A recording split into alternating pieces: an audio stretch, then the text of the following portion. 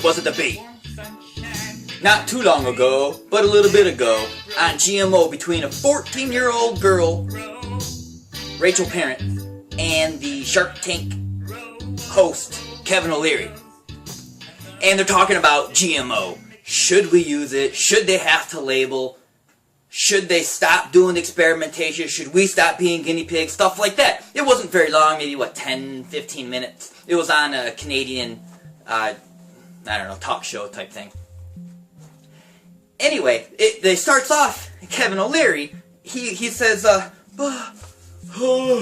what about the starving children in Asia? We need GMO so that they can have vision, because rice doesn't have vitamin A. Well, I'll just show you the clip. You weren't as lucky as you are. You were born in an Asian country, you were 14 years old.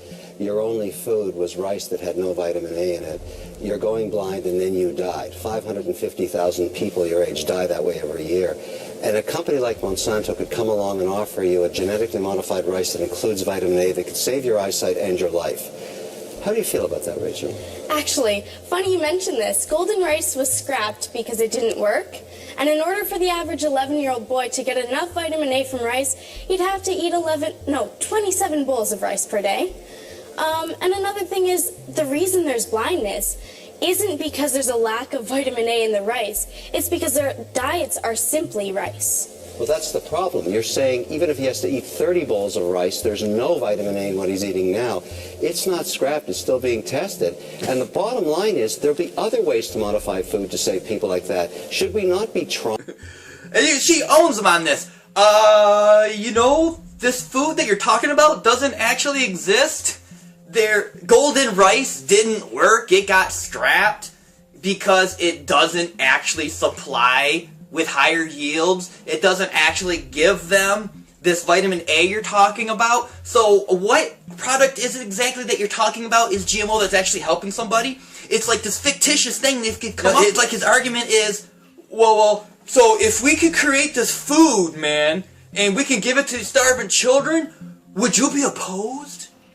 That's like saying, if we were able to have the spaghetti monster come at night and cure world hunger and create world peace, would you still be opposed to that? It's just creating this fictitious argument.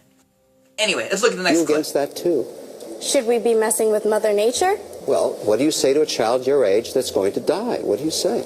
I mean, in all reality, because golden rice didn't work, how can we fight for that? And so you don't want to see any attempts to stop food from being destroyed by insects?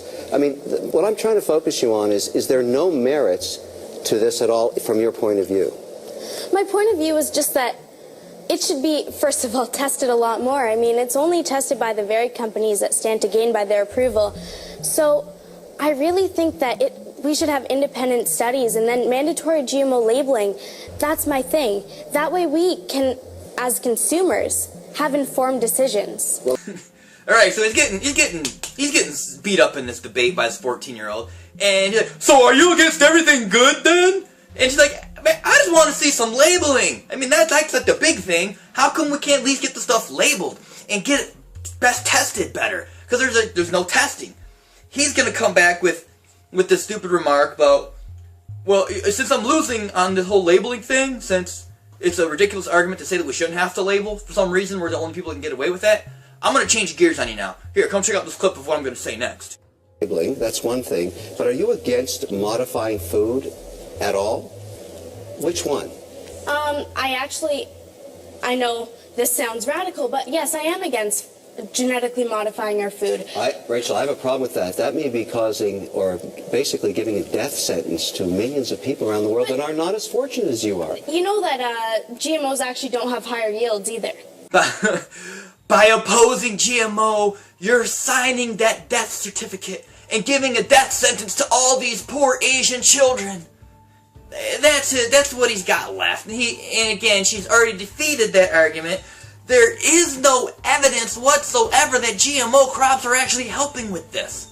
There are no higher yields. What kind of delusion are you living here that you have to, I don't know, it's almost like he's given lines from Monsanto or what other big chemical corporations are saying, yeah, say this stuff to help us sound better in debate. Anyway, so now that he's lost the debate on, well, the labeling, obviously, no one can win that debate, and on higher yields, he lost the debate on higher yields, he got to go, well, you're just against experimentation then. I really hope you change when you're older. So much promise. Here, check out that clip. Could be a huge mistake and effectively be a death sentence for those that need higher yields if they can get them. Alright, well, since you owned me in every portion of this debate so far, and I really can't get, like, a point across because I don't know what I'm talking about, I guess I'm just gonna have to say that, you're stupid. He didn't actually call her stupid, I gotta be fair. You're just against experimentation, is what he says. You're just against experimentation. She's like, no! Again, there are no higher yields. They do not produce what you're saying that they are. Well, what experimentation has shown any evidence that it's actually going to work? And the answer is none. None. For instance, a common trait is pesticide producing. So they'll make the crops pesticide producing, but they haven't adequately tested, and Monsanto's longest study is 90 days. That really doesn't determine how long-term it's going to affect our health, the environment, and even our entire ecosystem. Yeah.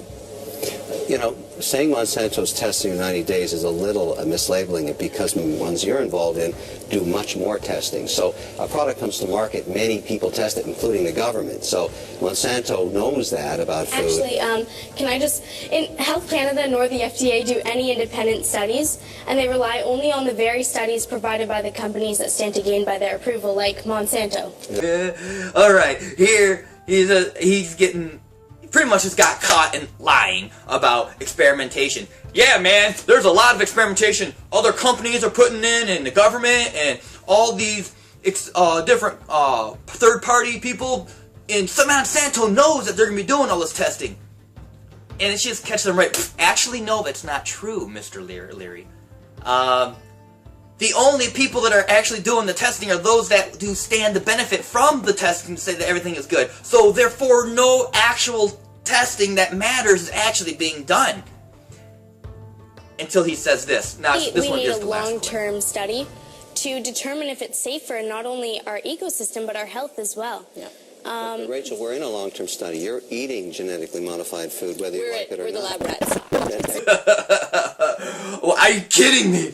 This is his argument now. Well, yeah, man, it's okay because we're the lab rats. You're a lab rat. So it's all good. You know, this is the experiment. We're eating GMO whether you like it or know it or not. And so that makes it okay somehow. I don't really know if he gets that he completely just burned himself with this line in the argument. Well, yeah, man, but we are the lab rats. That's the problem. That is the problem. I don't want to be a lab rat. I'm nobody's guinea pig. I don't want to be a guinea pig thing for this corporate money-hogging, lining their own pocket at my expense people thingy. I don't want that. So, what is the problem with GMO? First off, nice job, Rachel Parent. You're apparently awake, and you were awake at 14. I think even at 12 you started doing this stuff. Alright, someone who's awake. I think we all need to be awake on this. So things that actually have been tested show tumors, allergies. These are things you get from GMO products that have been shown. Organ damage, liver damage, exposure to pesticide, kidney damage. If your food is not labeled GMO, because they don't have to. So if it's not organic, if it doesn't say GMO free, and you're getting sugar beets, potatoes, corn, tomatoes, squash, golden rice, any of those vegetable oils or seed oils, animal feed, soybean, any kind of industry animal product, those are all gonna be GMO. Unless they say that they're not. If they're silent on the issue, just pass it on because it's GMO. So what you need to do is read labels and avoid GMO foods. What we need to do, everybody, is we gotta fight the system. We can't just be the guinea pigs for everybody. We gotta wake up! And we gotta rise up!